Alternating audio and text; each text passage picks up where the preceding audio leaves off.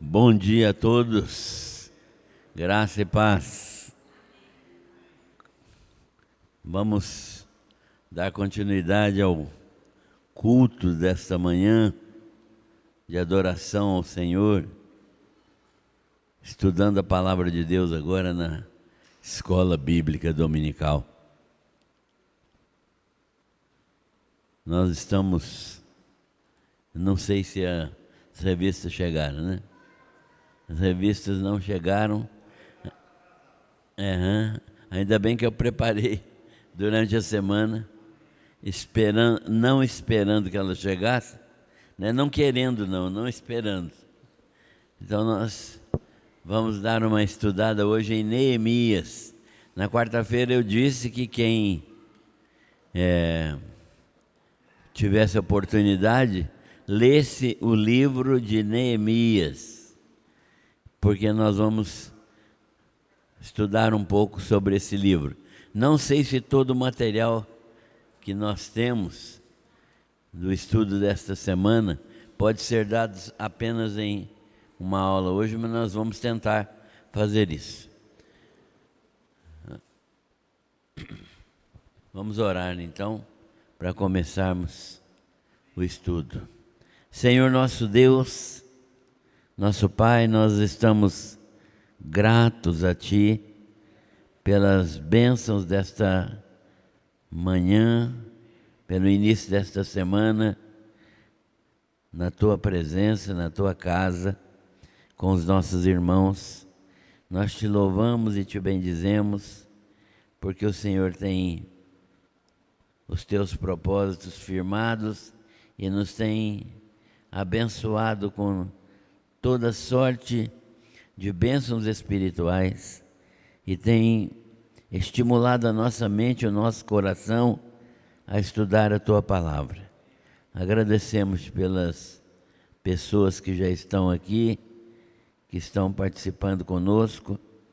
Oramos por aqueles que não estão, nossos irmãos que estão gozando férias, que o Senhor esteja abençoando também a vida de cada um. Dirige-nos neste estudo desta manhã, que aprendamos com Neemias, este livro que o Senhor inspirou para o Teu povo, que nós possamos aprender dele para praticar aquilo que o Senhor deseja de cada um de nós. Nós oramos e agradecemos em nome do Senhor Jesus. Amém. Estamos estudando neste mês de janeiro, então, os 3 últimos livros históricos. Os 3 últimos livros históricos são exatamente Esdras, Neemias e Esther.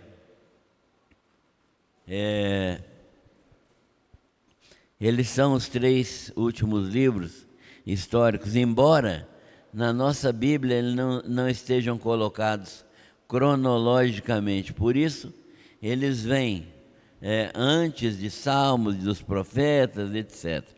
Porque, na verdade, a Bíblia, a organização da Bíblia não foi feita em ordem cronológica, foi feita por assuntos, né? Então temos a lei, os históricos, os poéticos, os proféticos. Então é desse jeito que a gente tem a nossa organização da palavra de Deus. Mas isso não significa a ordem cronológica. Tanto é que Esdras, Neemias e Esther, juntamente com Malaquias, né, são os últimos livros do Velho Testamento. Estes 3 livros cobrem um período de cerca de 100 anos de história do povo de Israel, né? Então, estes 3 livros têm uma cobertura de história interessante, porque são os últimos 100 anos. Não são os últimos 100 anos da história, mas são os últimos 100 anos registrados da história de Israel. Desde o final do cativeiro babilônico, que se deu em 500 38 a.C., até mais ou menos o ano 400, né, quando se deu o final da restauração completa de Jerusalém e a reconstrução do templo e dos muros da cidade e até mesmo da própria cidade, que estavam destruídos por Nabucodonosor, né? Então, quando Nabucodonosor invadiu o reino da Babilônia, que todo mundo estudou em história geral, que o reino da Babilônia entrou em Judá e destruiu Jerusalém, e até o ano, isso se deu no ano, entre o ano de 605 até o ano de 587. Nesse período aí, a Babilônia dominou Israel, levando cativos judeus para a Babilônia. Tiraram os judeus de Israel, de Judá, e levaram para a Babilônia. E dessa maneira eles esvaziaram o conteúdo patriótico da nação que restou em Judá. E nesse período, então, houve uma destruição completa de Jerusalém. O templo foi completamente destruído, jogado no chão, não ficou pedra sobre pedra. Os muros de Jerusalém foram completamente destruídos e queimados a fogo. E a própria cidade de Jerusalém, as casas dos habitantes, já que não tinha mais habitantes, ela ficou, as casas dos habitantes foram destruídas também e todas jogadas no chão. A cidade virou, como diz um texto bíblico mais antigo, virou um monturo, um monte de lixo, um monte de escombros, né? E foi nesse tempo que Neemias, Esdras, Esther viveram e tentaram fazer alguma coisa para reconstruir Jerusalém. Então a história em Esdras, Neemias e Esther é uma história de reconstrução, uma história de trabalho para restaurar a cidade e restaurar inclusive a nação de Judá. Essa reconstrução do muro e a reconstrução da cidade foi feita também para que a cidade voltasse a ser habitada, bem como todo o reino de Judá. A política dos imperadores persas, porque quando a Babilônia caiu no ano de 539 a.C., quando a Babilônia foi destruída, nós já falamos sobre isso aqui, naquela fatídica noite em que os babilônios estavam comemorando, comendo, bebendo e numa orgia muito grande, com os utensílios e aparelhos que vieram do templo de Jerusalém, aparelhos que eram dedicados a Deus. Surgiu uma mão na parede, né, uma parte de uma mão na parede, e trazendo um julgamento para o reino. Mene, mene, tekel, Ufarsim, né? Então isso significava que a Babilônia teria um fim. Naquela mesma noite, o reino persa, por meio de Dario, entrou lá em Babilônia e destruiu então o reino da Babilônia. Mas então eles assumiram o reino. E a política desse novo império era repatriar os povos. Então eles começaram a pensar em mandar judeus que estavam na Babilônia para Judá. O contrário do que a Babilônia tinha feito, que era tirar judeus de Judá para levar para a Babilônia, né? Ou de outras terras também. Com isso, eles fizeram então não forçaram os judeus. Aqueles que quisessem, o decreto de Ciro foi um decreto que estimulou os judeus a voltarem, aqueles que queriam voltar para Judá. Por quê? Porque muitos judeus que estavam na Babilônia se estabeleceram lá e se tornaram prósperos lá na Babilônia e não quiseram voltar para Jerusalém. Mas os que voltaram tiveram que reconstruir a cidade para reconstruir o templo e reconstruir a própria nação. Ao estudarmos Esdras, então, nós tomamos conhecimento de parte importante dessa história, que começa em 538 a.C.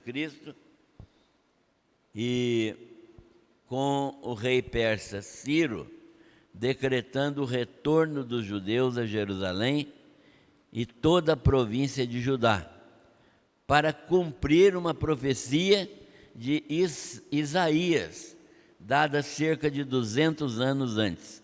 Isaías tinha previsto, 200 anos antes, que Ciro, inclusive Ciro é nominado no texto de Isaías, aparece lá não o rei da Pérsia, mas aparece lá Ciro, não é? Então Ciro foi uma previsão de Isaías, é claro que é uma profecia que Deus deu a Isaías, e ele então profetizou que Ciro seria usado pelo Senhor para trazer o povo de Judá novamente para a região de Judá, né, sair da Babilônia e voltar para Jerusalém e para Judá. 200 anos antes, então, isso aconteceu. Ciro provavelmente foi informado e influenciado por Daniel. Daniel estava lá na Babilônia desde os primeiros anos do cativeiro.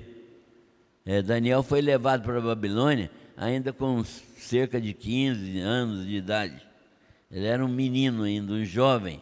Foi levado para a Babilônia, jovem ainda, e ele foi usado ali por causa da sua fidelidade ao Senhor e da sabedoria que Deus lhe concedeu.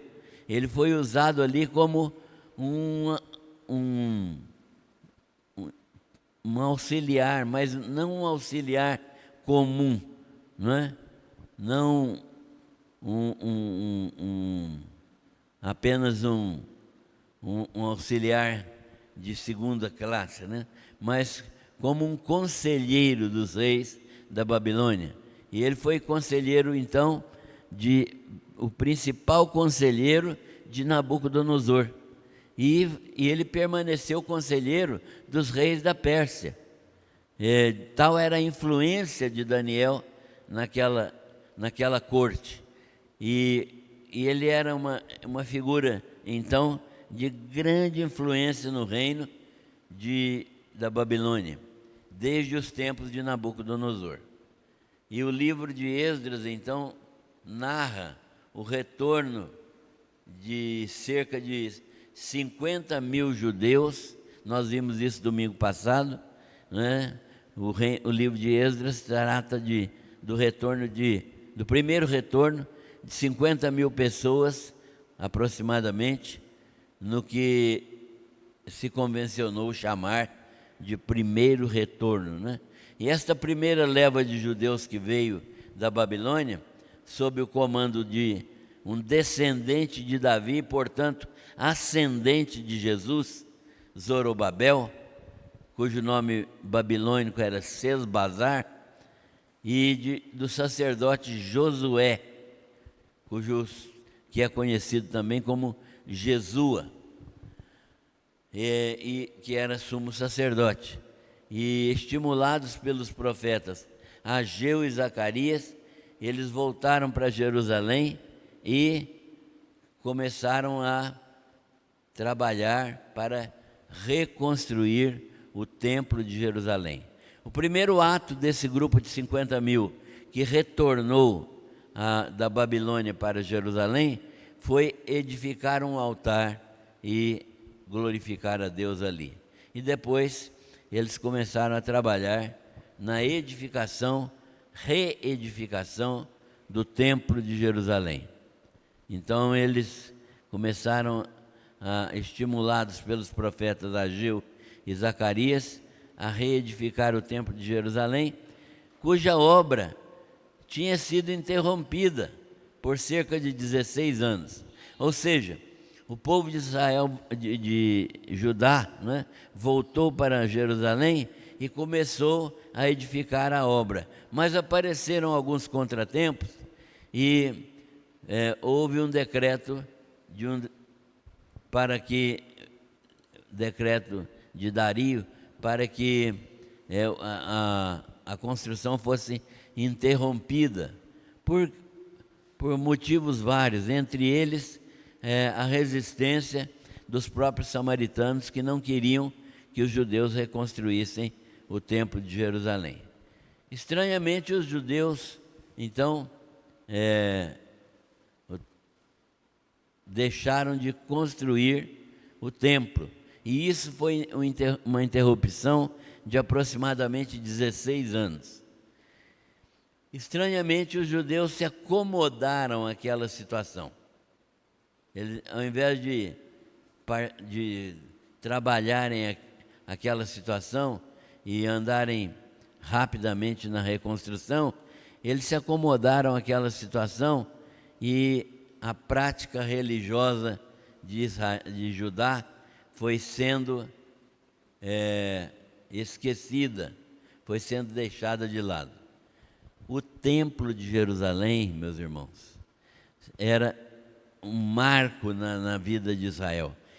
O centro da vida de Israel era a sua religião. O templo simbolizava a presença do Deus de Israel na nação. Então, o templo era uma necessidade, porque ele simbolizava Deus no meio do povo de Israel. Então, neste contexto que Esdras, um contexto de esfriamento religioso, neste contexto é que Esdras, um sacerdote e escriba versado na lei de Deus, ele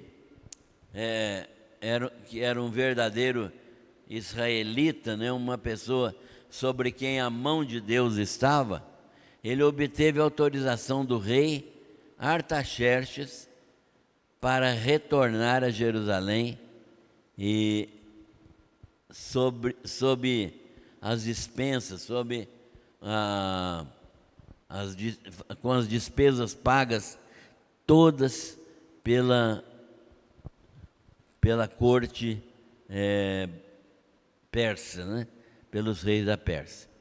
Isso foi aproximadamente 80 anos depois. Então, o templo foi reconstruído, mas daí para frente, cerca de 60 anos depois, é que Esdras veio para Jerusalém. Então, eu falei aqui no domingo passado que quem for ler o livro de Esdras tem que lê-lo da seguinte maneira: dos capítulos 1 ao 6 é um relato histórico daquilo que aconteceu no passado. Esdras está fazendo aquele relato, mas ele não estava nem presente. Do capítulo 7 em diante é um relato presencial. Esdras está presente ali e está falando aquilo que ele está presenciando, né? Ele está falando daquilo que ele viu. E ele, então, é chamado por Deus para vir a Jerusalém para restabelecer o culto, para fazer uma reforma religiosa, porque o povo tinha se acostumado com a ausência da religião, né? Então, Esdras veio a Jerusalém por ordem, por autorização do rei Artaxerxes. Agora, quem era esse Artaxerxes? Artaxerxes era filho de Xerxes ou Assuero. Isso tudo é da história geral. Quem estudou história geral sabe disso aqui, né? Então, Xerxes era um outro nome para o rei Assuero. E Assuero, quem já leu a Bíblia com atenção, sabe que ele foi o rei que se casou com a judia, uma moça de Judá chamada Esther. Esther foi esposa, uma das esposas, né, de Xerxes ou Assuero. Então, imaginem, então Artaxerxes era na verdade um enteado de Esther. Isso deve ter influenciado positivamente na sua decisão de mandar Esdras voltar a Jerusalém para fazer a reforma religiosa.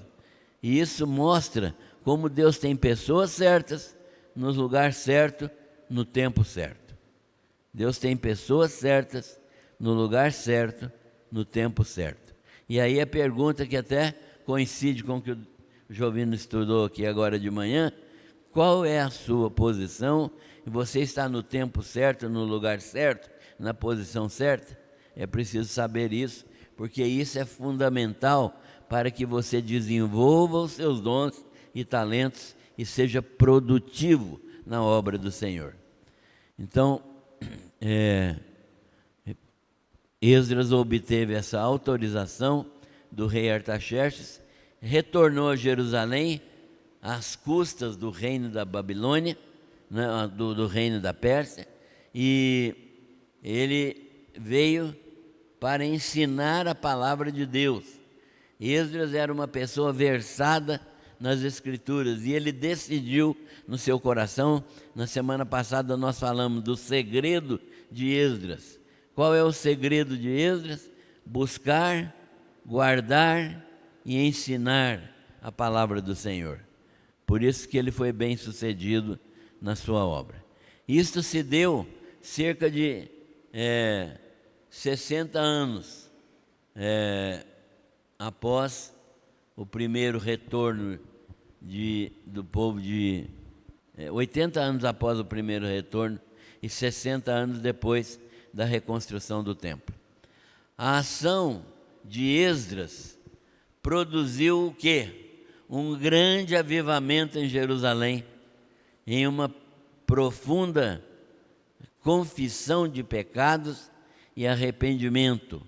O povo de Israel foi reavivado. E isso aqui ensina uma coisa para a gente: não há reavivamento sem pregação da palavra de Deus expositivamente. Nós precisamos aprender isso, né? Culminando no rompimento dos casamentos de judeus com estrangeiras, né? Conforme Deus havia ordenado a Moisés. Deus tinha ordenado a Moisés que o povo de Israel não se casasse com povos estrangeiros, porque as mulheres estrangeiras ou os homens estrangeiros trariam os cultos idólatras e trariam as heresias dos seus cultos para dentro de Israel. E foi isso que sempre aconteceu, né? E então houve um arrependimento tal e uma mudança tal que os que tinham sido casados com estrangeiros, sejam homens ou mulheres, tinham deixado os seus cônjuges, né? Despedido os seus cônjuges. A entrada de Neemias nessa história se deu cerca de 13 anos depois. Ou seja, Esdras já estava em Jerusalém 13 anos antes de Neemias chegar. E quando Deus chamou Neemias para reconstruir os muros de Jerusalém, só o templo é que tinha sido reconstruído. Os muros estavam caídos. Alguém chegou de Jerusalém e disse para Neemias, né? Era um irmão de Neemias que chegou de Jerusalém na Babilônia, e eles estavam na corte, e Neemias perguntou: como que estava o povo de Jerusalém e como que estava a cidade. Então esse rapaz contou a Neemias que a cidade estava destruída e os muros completamente caídos e queimados.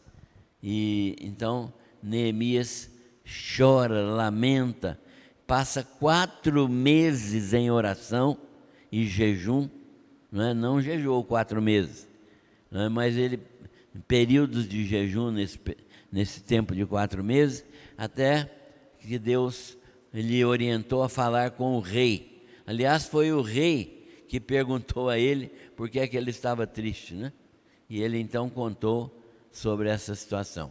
Então Deus chamou Neemias para reconstruir os muros de Jerusalém e a própria cidade. Isso foi em 445 a.C.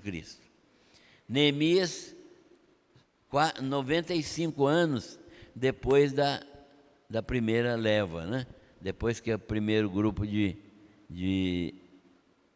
judeus veio da Babilônia para Jerusalém. Neemias, então, sob o favor do rei Artaxerxes, que era filho de Assuero ou Xerxes e enteado da rainha Ester, recebeu ordens para voltar a Jerusalém e restaurar os muros da cidade. Recebeu também uma escolta militar.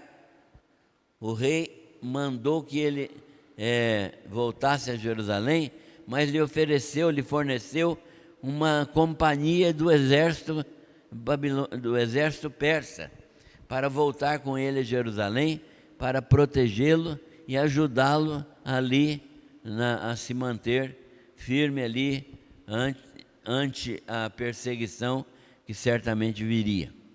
E mandou ainda recursos financeiros de alta quantia, recursos materiais para a realização da obra. Esse trabalho foi quase uma operação de guerra. Por quê? Os povos que habitavam a região, entre eles amonitas e moabitas, vou lembrar aqui quem são os amonitas e moabitas. Amon e Moabe, na ordem certa, Moabe e Amon, são filhos de Ló com suas próprias filhas, Ló teve filhos com sua filha mais velha, cujo nome é Moabe, e Ló teve filhos com sua filha mais jovem, cujo nome é Amon. E os descendentes de Moabe e de Amon são os moabitas e os amonitas. Então eles têm parentesco com Israel, porque Ló era sobrinho de Abraão, Então eles tinham parentesco com Israel, mas eles agiram sempre de má fé com Israel.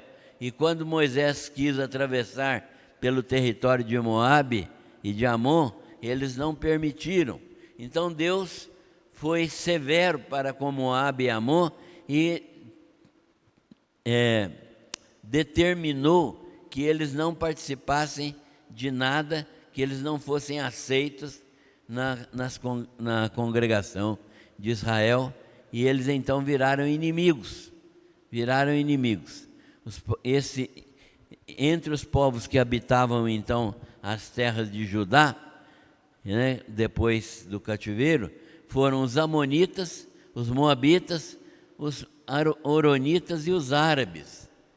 E eles decidiram então impedir por todos os meios que o templo fosse reconstruído, que a cidade fosse reconstruída, a ponto de Neemias organizar o povo da seguinte maneira: metade trabalhava na obra de reconstrução e a outra metade ficava armada para se defender dos inimigos, entre eles os amonitas e os moabitas, que não queriam que houvesse reconstrução nem reorganização do povo de Israel. Desde o início da vida do povo de Israel, houve essa perseguição, houve esse tipo de de guerra contra o povo de Israel, a ponto de chegar no tempo aí da Segunda Guerra Mundial e cerca de 7 ou 8 milhões de judeus terem sido exterminados por Hitler, né? Mas na história de Israel sempre houve esses desastres, né? Porque os povos com quem eles conviviam eram sempre os inimigos. Então Neemias organizou o povo dessa maneira: metade trabalhava, metade vigiava.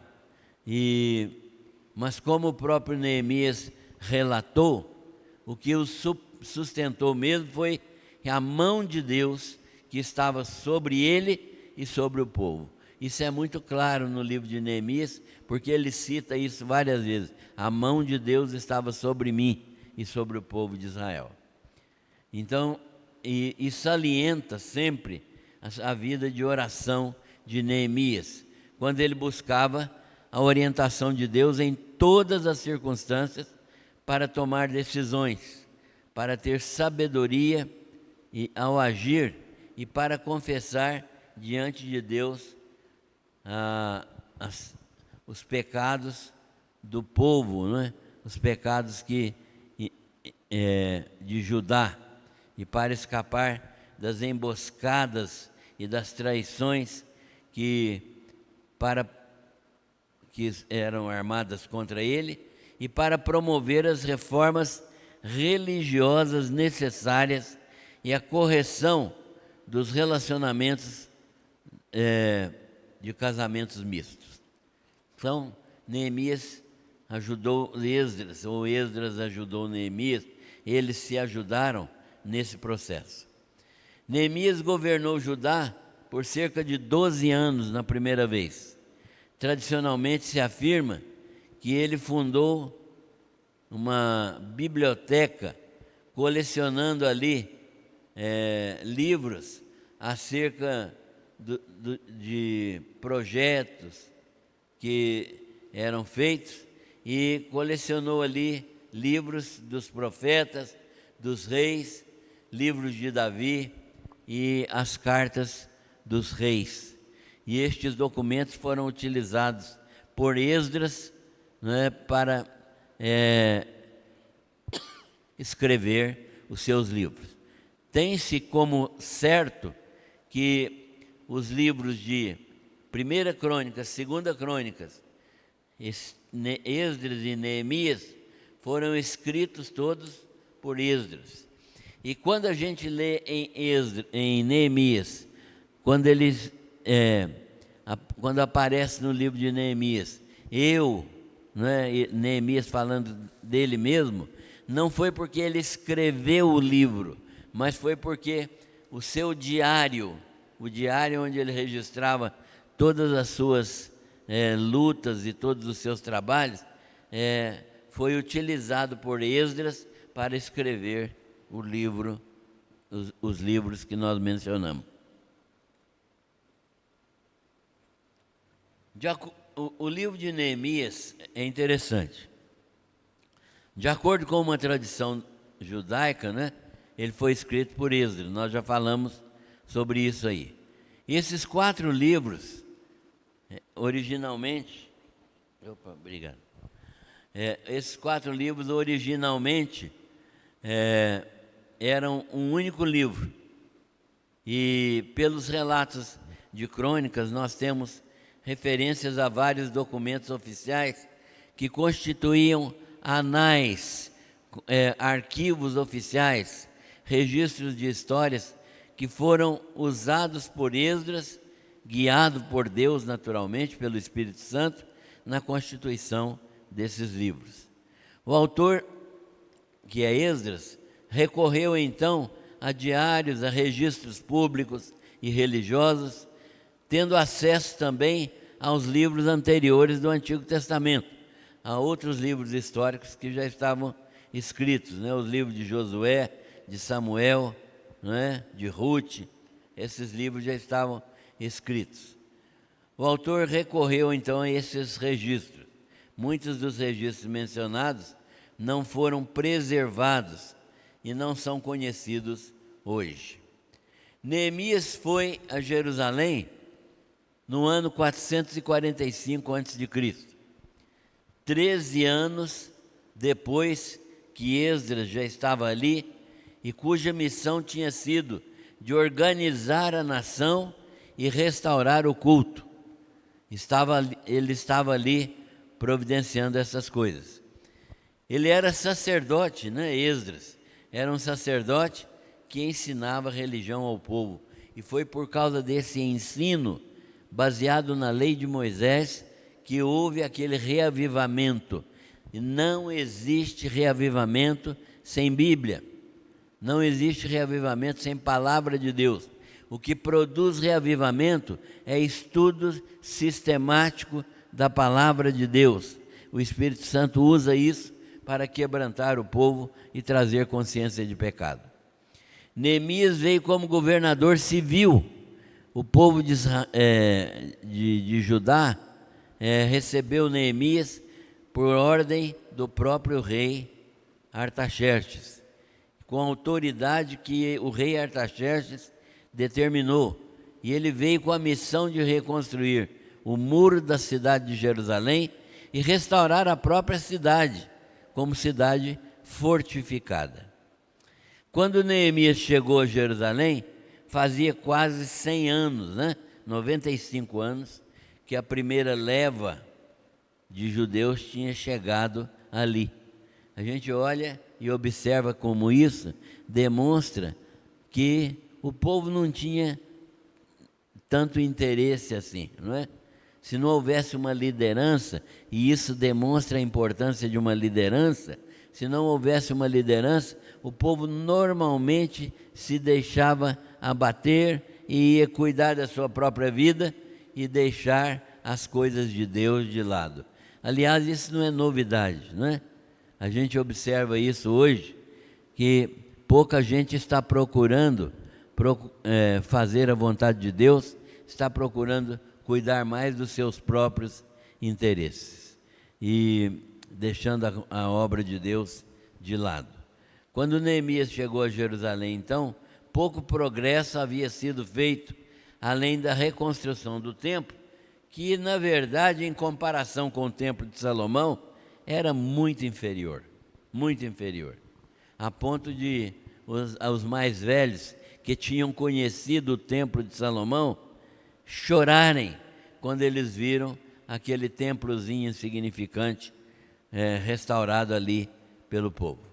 O problema enfrentado foi que quando eles quiseram começar a obra do muro, os vizinhos, que eram inimigos mais poderosos, os amonitas, os moabitas, os árabes, os oronitas, eles eram inimigos mais poderosos e eles intimidaram o povo judeu pela força ou por meio de intrigas e de mentiras, Eles escreveram cartas aos reis persas dizendo que, na verdade, o povo judeu não estava querendo reconstruir nada. Eles estavam querendo se insurgir e se libertar do povo do Império Persa.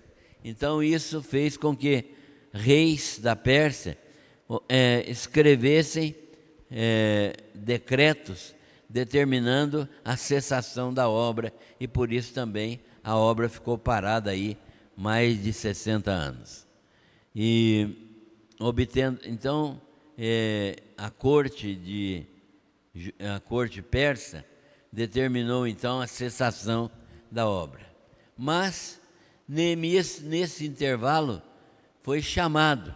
A palavra Neemias, que é o nome desse homem, significa Jeová consola, ou Jeová é consolador, não é? A palavra Neemias significa isso. Neemias era um escravo judeu na Babilônia, um homem muito ligado ao rei, pois exercia uma função de extrema confiança. Qual era a função de Neemias ali? Ele era uma pessoa que cuidava da adega real. Ele era copeiro do rei, responsável pela adega real e pela qualidade e pureza do vinho que era servido ao rei.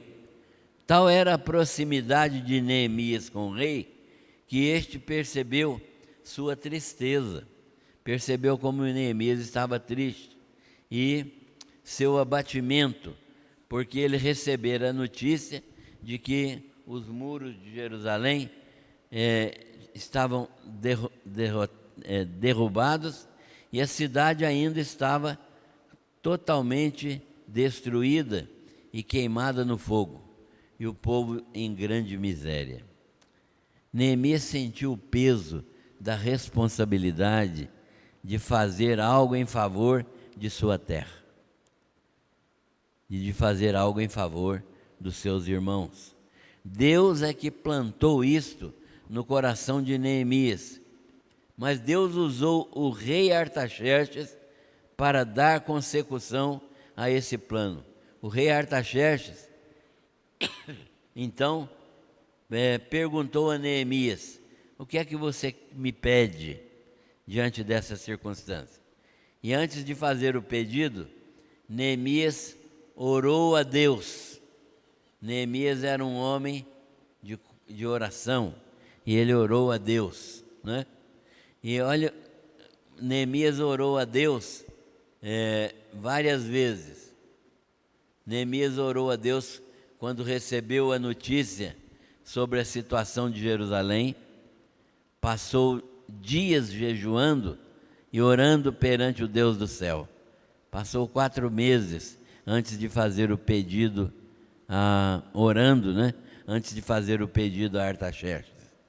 Nesta ocasião ele orou também, confessando os pecados de Israel e pedindo misericórdia ao Senhor. Orou também pedindo a Deus para que ele se lembrasse da promessa feita a Moisés de recolher de todos os lugares onde os judeus estivessem espalhados por causa dos seus pecados e por todas as nações. Deus prometeu a Moisés que recolheria o povo dessas nações e traria todos eles a Judá. Orou também antes de pedir ajuda ao rei, e orou pedindo ajuda de Deus contra os inimigos que estavam tentando impedir a obra de restauração. Então nós vemos que Neemias não fazia nada na dependência de si mesmo. Ele orava incessantemente para que tudo fosse feito de acordo com a vontade de Deus. Ele orou também para ter discernimento em relação às calúnias e à indução ao erro, né? Que os inimigos dele tentaram fazer com ele, né? E ele levou então muito tempo em oração antes de fazer seu pedido ao rei. Além disso, além de orar, Neemias era um patriota, um homem que amava a sua terra. Às vezes eu escuto gente, crente, dizer que a pátria deles é no céu, que não vão orar pelo Brasil. Não é isso que a Bíblia ensina, não. A Bíblia ensina a gente a amar a nossa terra e interessar-se pela nossa terra, a orar pelos nossos governantes, a lidar com honestidade, com hombridade e com fidelidade para que a nossa terra seja uma terra cada vez melhor. Porque conforme o ensino do apóstolo Paulo, quando a nossa terra vai bem, quando os governantes vão bem, nós temos mais facilidade para pregar o Evangelho. Foi Paulo que ensinou isso a Timóteo. Então, Neemias era um patriota, um homem de ação, um homem de coragem, de perseverança, que queria ver a sua terra melhor, ver a sua terra como um servo verdadeiro de Deus deseja ver, não é? E ver que a sua terra estava realmente servindo a Deus. Porque se Israel fosse obedecer a Deus, Israel estaria sendo a ponta das nações, o topo das nações. Israel estaria sendo verdadeiramente a nação mais abençoada da terra e um forte elemento de pregação do Evangelho no Velho Testamento. Então, voltar a ser a cabeça das nações era um projeto de Deus para Israel. E Neemias entendeu isso, embora a maioria do povo não tivesse entendido. Muito bem, isso é uma parte do livro de Neemias. É claro que nós não vamos estudar o livro de Neemias inteiro hoje, não é? Mas uma parte inicial do livro de Neemias. E é claro que nós fizemos um resumo rápido. Isso aqui só tem Bíblia e nem comentários tem, né? Só tem aquilo que nós aprendemos da palavra de Deus, dos livros que nós mencionamos aqui. E qualquer pessoa que ler Esdras, Neemias e Esther vai ver que todo o conteúdo do que nós falamos aqui hoje está dentro desses livros. E a conclusão e as aplicações que nós podemos fazer deste estudo. E muita gente não gosta de ler Esdras, Neemias, Esther e nem Crônicas, porque pode parecer, né, para muita gente uma leitura estéril, ou uma leitura assim, sem muito sabor, né? Uma leitura chata, numa linguagem popular. Mas Deus mandou escrever estes livros e determinou que eles fossem escritos e estivessem na sua palavra, e é palavra de Deus, foi para a nossa edificação. Então, nós precisamos ler com essa mesma intensidade, com essa mesma sabedoria e com esse mesmo discernimento. As conclusões que nós temos. Primeira, pessoas certas nos lugares certos. Eu fiz isso aqui separado do Jovino, nós não combinamos escrever essas coisas não. Pessoas certas nos lugares certos.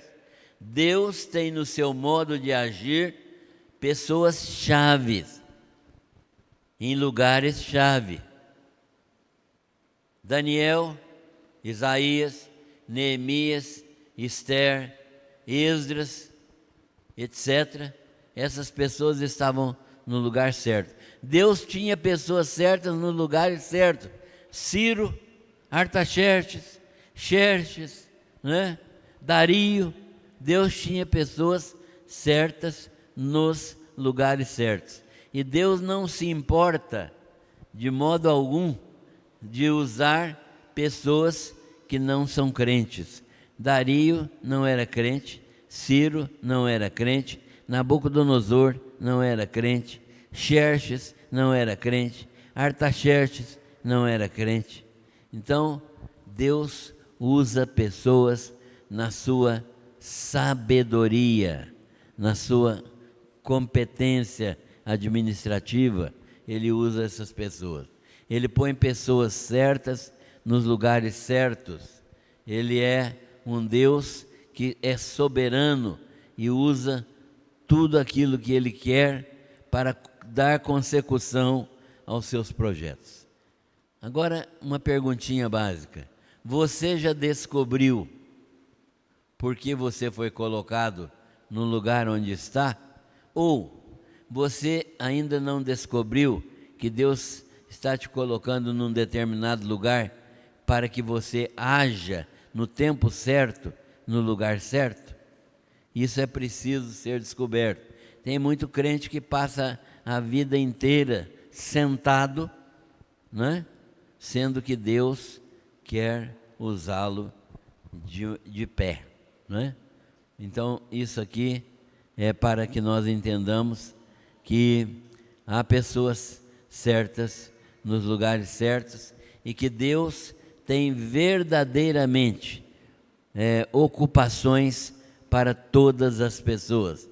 Ninguém foi salvo para não fazer nada. Segunda aplicação, segunda conclusão. Pessoas sem relação com a palavra de Deus, sem a lei de Deus, esfriam espiritualmente e esquecem do Senhor, como o povo de Judá. Repetindo, pessoas sem relação com a palavra, que não gostam de estudar a palavra, não gostam de ouvir a palavra, né? Sem a lei de Deus na sua vida, esfriam espiritualmente e só se esquecem do Senhor, como o povo de Judá esquecia de Deus. Como está seu relacionamento com a palavra de Deus? Como é que você se relaciona com a palavra de Deus? Você precisa saber que a Bíblia é o seu alimento. Você come no mínimo 3 vezes ao dia, né? No mínimo. Café da manhã, almoço e janta. Isso é quem come menos. E a Bíblia, como que você se alimenta dela? Terceiro, Deus moveu o coração de Esdras para ir a Jerusalém e ensinar a palavra do Senhor. E isto produziu avivamento. O povo de Israel ficou avivado. Não há avivamento sem estudo sistemático e pregação expositiva da Bíblia. Por que pregação expositiva?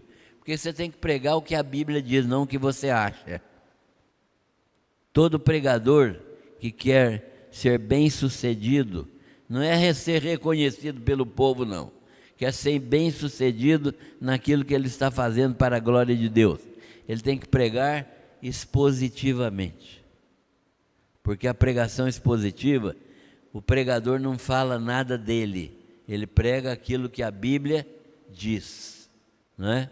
Então, a pregação expositiva é fundamental. Todo pregador deve pregar sistemática e expositivamente. A pregação é uma pregação que deve produzir mudança no coração de quem ouve. E aqui uma pergunta para cada um de nós. Você tem prazer em ouvir a palavra de Deus? Quarto, Deus move corações para fazerem a sua vontade.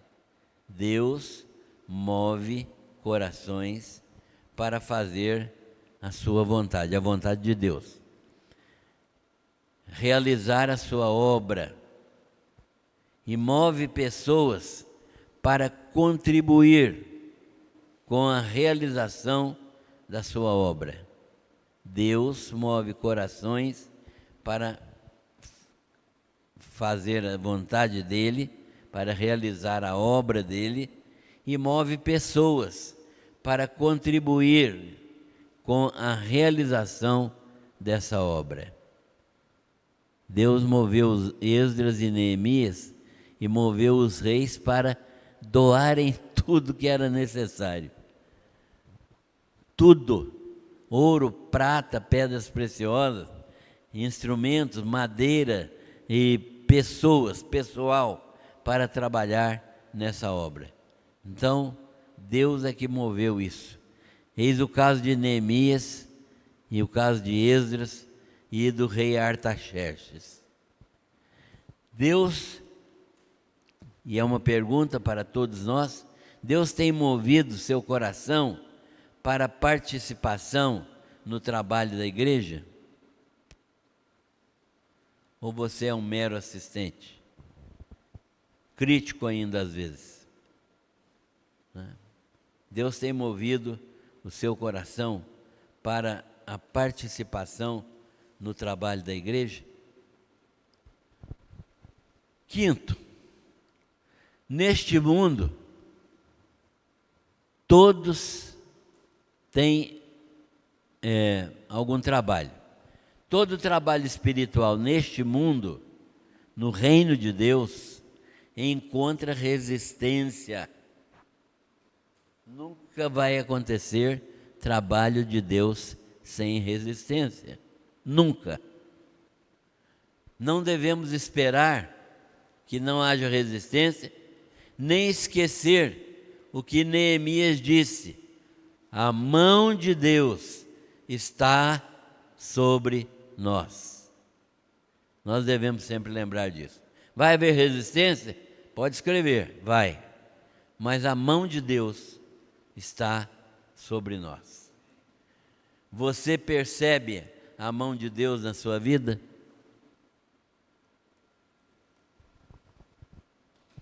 Sexto, Neemias armou o povo e preparou o povo para lutar contra os inimigos que viessem destruir o que tinha sido construído. O povo construía alguma coisa de dia, vinham os inimigos de noite e queriam derrubar. Neemias armou o povo para não deixar isso acontecer, né? Mas a principal arma de Neemias não foi armar o povo, foi a oração. Foi a oração. Nós vimos aqui o quanto Neemias orou. Como você ora? Ou, pior ainda, você ora?